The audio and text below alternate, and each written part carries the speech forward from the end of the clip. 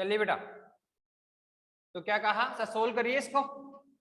तो कितना आएगा बताइए सर, ये आ गया आपका, पावर सोल्व करो सर पहले, -12 सर, ये -3 है सर, ऊपर जाएगा तो क्या होगा सर, +3 आ जाएगा। आवाज आ रही है बेटा? Yes sir. ठीक है, माइनस के ऊपर +3 हो जाएगा सर। 12 से सोल्व करो, कितना आएगा सर, ये आएगा 1 × 1 तो रहेगा सर, कितना आएगा सर, 8.85 × 10 की पावर, किसमें आएगा सर, 3 प्लस में आएगा, तो 12 से 3 से 9, तो +9 किसमें आएगा सर, फेरेड में।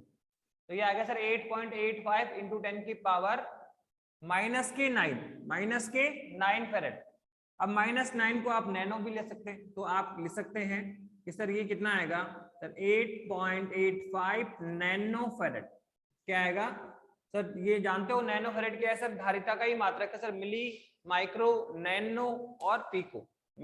मिली फेरेड, माइक्रो फेरेड, नैनो फेरेड, पिको फेरेड सर, -3, -6, -9, -12। तो सर ये -9 तो नैनो फेरेड इसको लिखा जा सकता है। तो ये आपका पहला क्वेश्चन था। ये कौन सा क्वेश्चन है सर, पहला क्वेश्चन है। अब देखो दूसरा क्वेश्चन क्या आ सकता है सर, दूसरा क्वेश्चन उसने ये दिया, क्या कह रहा है इस तरह एक संधारित्र है जिसका एरिया कितना है, 1 मीटर स्क्वायर है, डिस्टेंस कितनी है सर, 1 mm है, और उसने कहा सर इसकी धारिता कितनी है सर, 12 पिको फेरेड है। उसकी धारिता कितनी है, 12 पिको फेरेड है। तो उसमें भरा हुआ कुचालक माध्यम का पेरा वैद्युतांक ज्ञात कीजिए। क्या कहा सर, एक संधारित्र जिसका एरिया कितना दे रखा है, 1 मीटर स्क्वायर सर, उसमें डिस्टेंस कितनी है सर, 1 mm है, और कह रहा है कि सर इसकी जो धारिता है वो कितनी सर, 12 पिको फेरेड है। कितनी है सर, 12 पिको फेरेड है। तो सर आप क्या निकालें सर, एक्सएलएन आर निकालें। तो कुल मिला के ये आर्टिकल है हमारा सर, ये आपका समांतर प्रसंग, इसमें सर कुचालक माध्यम भरा हुआ है। एक तो सर इसका एरिया दे रखा है प्लेट का, कितना है सर एरिया सर, वो है 1 मीटर स्क्वायर, साथ में सर डिस्टेंस दे रखी है सर, कितनी है डी सर, 1 mm दे रखा है।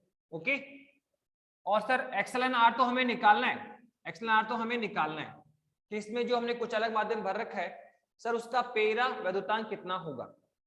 इसमें जो हमने कुचालक माध्यम भर रखा है सर, उसका पेरा वैद्युतांक को हमें निकालना है। बस उसकी धारिता हमें दे रखी है सर, कितनी है, 12 पिको फेरेड है। तो बताइए अब आप किस में आ गए हैं सर, माध्यम में। और सर माध्यम भी कैसे भरा है सर, पूर्णतः माध्यम भरा हुआ है। तो फॉर्मूला कौन सा आएगा सर, फॉर्मूला आएगा ये वाला, पूर्णतः कुचालक माध्यम भरा हो, पूरी तरह निर्वात हो, ये माध्यम भरा हो, ये आंशिक रूप से, ये और अलग अलग माध्यम हो तो ये। ठीक है, फॉर्मूले सभी आपके सामने है, जैसी रिक्वायरमेंट है वैसा फॉर्मूला आप यहां से टेकअप करेंगे। ठीक है, माध्यम भरा हुआ तो ये लेना है, निर्वात है तो ये लेना है, आंशिक रूप से भरा है तो ये लेना है, और अलग माध्यम तो ये लेना है। तो सर यहां से बताओ क्या फॉर्मूला सर, ये आएगा सी, वो कितना आएगा, ए एक्सएलएन आर 1, या एक्सएलएन आर लिख दीजिए, और एक्सएलएन नॉट, और अपॉन में कौन आएगा सर, डी। अपॉन में कौन आएगा, डी। अब बोलो क्या निकालना है मेरे को सर, हमें तो एक्सएलएन, तो एक्सएलएन के लिए सोल्व कर लो, तो एक्सएलएन कितना आएगा सर, ये आएगा सी इंटू डी, अपॉन क्या आएगा सर, ए एक्सएलएन नॉट। अब बताओ क्या सारे मान आपको दे रखे सर, सबसे पहले क्या चाहिए सर, सी सर दे रखा है 12 पिको फेरेड, तो कितना आएगा सर, 12 इंटू 10 की पावर माइनस, पिको क्या होता है 12 फेरेड, पिको क्या होता है -12, मिली, माइक्रो, नैनो, पिको, -3, -6, -9, -12, तो पिको फेरेड -12 होता है। फिर सर और क्या चाहिए सर, डी सर कितना है सर, 1 mm, तो कितना कितना आएगा सर, 1 इंटू 10 की पावर -3 मीटर। फिर सर क्या चाहिए, एरिया सर कितना है, 1 मीटर स्क्वायर। और बताओ सर एक्सएल नोट कितना है सर, ये है 8.85 इंटू 10 की पावर -12। अब बताइए क्या सभी वैल्यू आपके पास में है क्या। आप देखो यहाँ पे क्या है, सी दे रखा है 12 पिको फेरेड, और sir D sir 1 millimetre, sir A area XL note sir constant standard मान है। तो ये सारे मान अगर मैं यहाँ पुट कर दूंगा तो क्या हमारे पास आ जाएगा क्या। तो इस तरह का क्वेश्चन भी आपकी बुक का, ये आपकी बुक का ही एग्जाम्पल है इस टाइप का। हो सकता है ये वैल्यू चेंजेज हो, बाकी मैंने मेथड बता दिया है कि 2 क्वेश्चन हमने किए सर, एक तो पूरी तरह हवाई निर्मात में, और फिर एक बार माध्यम में। माध्यम के बारे में देखो, माध्यम आपको तभी टेक ओवर करना है जब वो माध्यम की बात करे कि माध्यम भरा हुआ है, या ये माध्यम भरा हुआ है, या माध्यम का प्रवर्तक फाइंड आउट करो। तो जब माध्यम की बात करे तो ही आपको ये फॉर्मूला यूज करना है। अगर कोई माध्यम की बात नहीं करता है तो फिर आपको निर्वात या हवा मानकर ही चलना होता है। ठीक है, अब इसके बाद में और इस पे न्यूमेरिकल कैसे ये आ सकता है सर, आंशिक रूप से माध्यम आ सकता है, आंशिक रूप से जो माध्यम है सर उसमें भी आ सकता है। देखो कैसे आएगा, इस तरह से क्वेश्चन आएगा। उसने कहा कि सर तीसरा क्वेश्चन, थर्ड क्वेश्चन देखो क्या है सर। उसने कहा कि एक सर समांतर पट संधारित्र है। कौन है सर? समांतर पट संधारित्र है सर। इसमें हमने एक कुचालक माध्यम ले रखे हैं, इसमें हमने एक कुचालक माध्यम ले रखे हैं।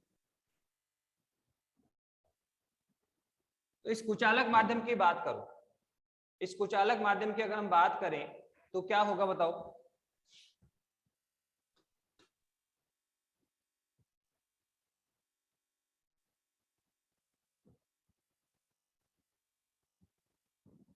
देखो क्या है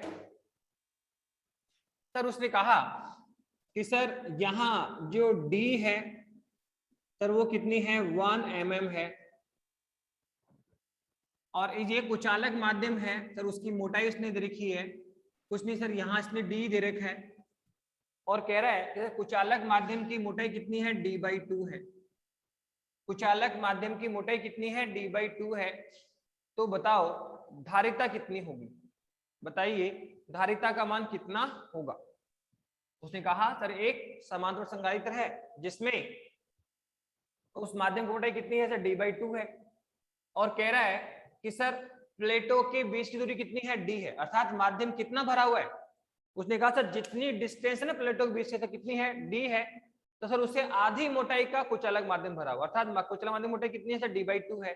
तो अब बताओ सर इसका क्या निकालना है सर मेरे को यहाँ पे? सर इसका हमें क्या निकालना है सर? इसकी हमें धारिता निकालनी, इसकी हमें क्या निकालनी बेटा सर? धारिता हमें निकालनी है। तो अब बताओ अगर आप धारिता निकालोगे तो कैसे काम कर, किस तरह से कर सकते हैं सर? ये कौन सा केस लगेगा यहाँ पे, बताओ कौन सा केस लगेगा? तो अगर आप यहाँ केस की बात करेंगे तो सर ये आएगा कि जब माध्यम आंशिक रूप से भरा हुआ हो।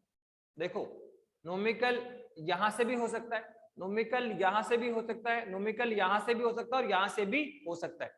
अब आपको यही देखना है कि सर नोमिकल कहां से करें, तो वो तो डिपेंड करेगा आपके केस पर। किस पे डिपेंड कर रहा है बेटा सर? वो केस पे डिपेंड करेगा।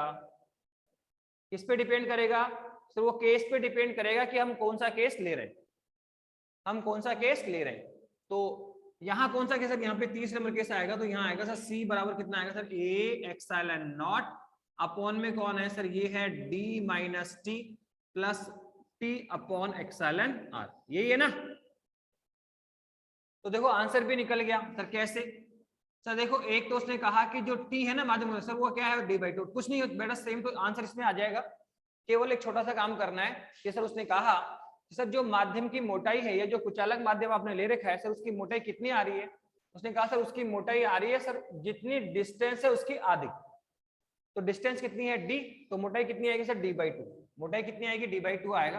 तो सर यहाँ पे C कितना आएगा? देखो सर ये आएगा A epsilon not upon, A epsilon not upon क्या आएगा सर? आप देखो कितना है सर? ये है D माइनस T। कौन है ये? D minus T। तो सर ये क्या आएगा? D माइनस T कितना है सर? D/2। T का मान लिख दो सर। T का मान कितना है सर? ये माध्यम मोटाई कितनी है सर? D/2, जितनी प्लेटों के बीच दूरी उसका आधा। तो सर प्लस ये T कितना है सर? D/2 है, और अपन sir D/2 upon epsilon R। ये लो, इस तरह से आपको करना है। कुछ नहीं आंसर आया हो आपका, केवल जहां जहां T है, जहां जहां माध्यम की मोटाई T है सर उसको D/2 लिखना है। तो इस तरह क्वेश्चन भी एग्जाम में आ सकता है। तो कितना आया सर ये सर? सोल्व तो ये क्या आएगा? C वो कितना आएगा sir? A epsilon not upon में बताओ ये कौन है सर? ये है D माइनस D/2। तो पूरे में से आधा है तो आधा बचेगा, तो सर कितना बचेगा सर? ये D/2 बचेगा, प्लस देखो यहाँ पे कौन है सर? D/2, तो D/2 को 2 को नीचे लिया तो 2 एप्सिलॉन R। बस ये आपका आंसर आ गया। आप चाहो तो सर D/2 इसमें कॉमन निकाल सकते हो, तो C कितना आएगा सर? A एप्सिलॉन नॉट, इसमें से D/2 आप कॉमन निकाले तो अंदर कितना आएगा सर? ये आएगा 1 plus 1 upon epsilon R, 1 plus 1 upon epsilon R। अब क्या होगा सर? इसमें एप्सिलॉन लघुत्तम लो तो C कितना आएगा सर? ये आएगा A एप्सिलॉन नॉट अपॉन क्या आएगा? D, और सर लघुत्तम लो इसमें तो क्या आएगा सर? ये आएगा एप्सिलॉन R प्लस 1, और अपॉन में क्या है सर? एप्सिलॉन R, और सर ये कौन है? D/2। कौन है ये? देखो वही है, एप्सिलॉन तो है ही, D/2 आपका है कि सर क्या केस नीचे माना क्या लघुत्तम लिया? एप्सिलॉन, तो क्या आएगा सर? Epsilon plus 1। तो सर ये हमने धारिता निकाल भी ली। ये हमने धारिता निकाली, चाहो तो आप 2 को ऊपर भी लेकर जा सकते हो। तो इस तरह से कोई भी क्वेश्चन आपके लिए एग्जाम में आ सकता है। ये मैंने किसके क्वेश्चन कराए, तो समांतर पट संगायित्र के न्यूमेरिकल्स कर लिए, समांतर पट संगायित्र के न्यूमेरिकल्स कर लिए हैं। अलग अलग टाइप से आ सकते हो, ध्यान रखना समांतर पट संगायित्र एक इंपॉर्टेंट टॉपिक है, न्यूमेरिकल की दृष्टि से भी है। दूसरा सर एज ए जो थ्योरेटिकल आर्टिकल आता है सर, उसकी दृष्टि से भी समांतर पट संगायित्र इंपॉर्टेंट है। अब देखो एक क्वेश्चन और आता है यहाँ पे, सर इस जो संगायित्र है आपका सर, उसकी निर्भरता, समांतर पट संगायित्र जो है सर, ये है समांतर पट संगायित्र आपका सर। इसमें एक तो चालक पृष्ठ होते हैं सर, एक तो क्या सर चालक पृष्ठ होते हैं सर, एक क्या है पॉजिटिव, एक क्या है नेगेटिव। सर बीच की दूरी कितनी है, डी है सर, एरिया कितना है, ए है, और सर माध्यम कौन एक्सलन आर है।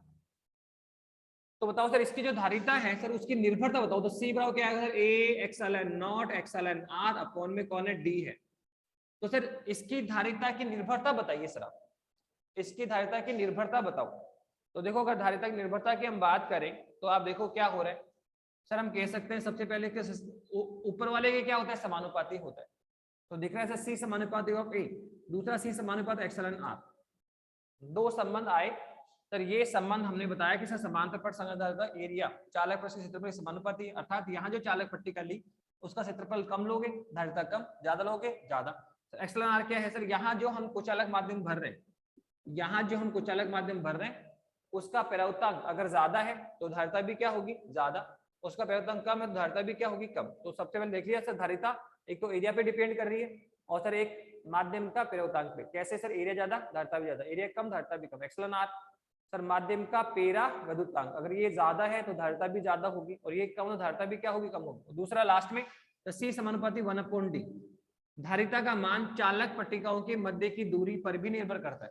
और आप दिख रहा है सर, धारिता का मान चालक पट्टिकाओं के मध्य की दूरी के क्या है सर, व्युत्क्रमानुपाती है। इसका मतलब क्या समझ में आया सर, प्लेटों के बीच की दूरी अगर हम कम रखेंगे तो सर धारिता क्या है, ज्यादा होगी। तो ये सबसे इंपॉर्टेंट फैक्टर ध्यान रखना समांतर पट संगायित्र में, कि समांतर पट संगायित्र में प्लेटों के मध्य की दूरी को कम करके हम धारिता को प्रभावी रूप से बढ़ा सकते हैं। क्यों, तो सर ऊपर वाले जो फैक्टर वो ज्यादा काम नहीं करते। एरिया सर बढ़ाकर बढ़ा सकते हैं, पर आप देखो एरिया हम ज्यादा नहीं बढ़ा सकते। अगर सीट का क्षेत्रफल ज्यादा लोगे तो बनने वाला कैपेसिटर भी बड़ा होगा, फिर उसको हम वॉच में नहीं डाल सकते या कंप्यूटर में नहीं डाल सकते। तो सर ये इसकी लिमिटेशन होती है, ठीक है। एरिया बढ़ाकर धारिता बढ़ाना यहाँ इतना प्रभावी नहीं होता जितना कि क्या है सर, प्लेटों के बीच की दूरी, इसको पास पास में रख दो, डी कम हो जाएगा। तो डी कम करके हम धारिता को प्रभावी रूप से बढ़ा सकते हैं। तो ये है समांतर पट संगायित्र की धारिता की निर्भरता, एरिया के समानुपाती होता है, क्षेत्रफल पे निर्भर होता है, एक्सलन आर पे निर्भर होता है और डी पे निर्भर होता है। ऊपर दोनों के तो क्या है, समानुपाती, और इसके क्या है, व्युत्क्रमानुपाती। तो ये हमने आपके लिए टॉपिक पूरा कर दिया है। संगायित्र किसे कहते हैं, फिर समांतर पट संगायित्र क्या है, इसका सिद्धांत, इसका बनावट, इसका प्रोसेस, इसका सूत्र, और इसके 4 केस भी कर लिए, उस पे आने वाले न्यूमेरिकल भी कर लिए। तो एक इंपॉर्टेंट टॉपिक डिस्कशन किया बेटा, इसमें और बचे हुए जो अपन कल करेंगे। ठीक है बेटा, थैंक यू। Bye sir. ठीक है, बाय। Bye sir.